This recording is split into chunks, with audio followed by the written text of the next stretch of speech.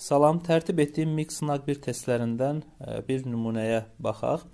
Uyğunluğu müəyyən edin. Rusiya imperiyası 18-19-cu əsrlərdə Osmanlı dövləti ilə münasibətlər, Qacarlar dövləti ilə münasibətlər və İsveçrə münasibətlər. Deməli, birinci sütunda A variantında Osmanlı dövlətinin Qara dənizdə şərik dağılığına son qoyulması bu 1774-cü il deməli Kiçik Qaynarca sülhünün nəticəsi idi və 18-ci əsrə aiddir Rusiya imperiyasına A variantını götürəcək birinci sütundan.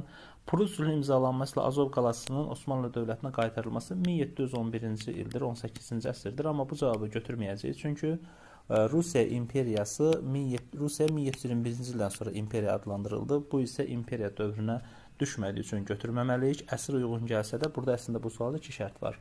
Həm imperiya dövrü, həm də bu əsrlər ödəməlidir bizim şərtlərimizi.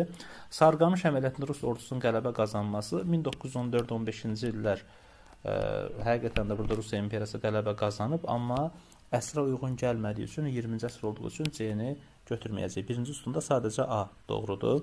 İkinci sütunda Cənubi Qafqaz uğrunda müharibələrin aparılması 1804-13-cü il və 1826-28-ci illərdə Rus-Qacar müharibələri olub, doğrudur bu.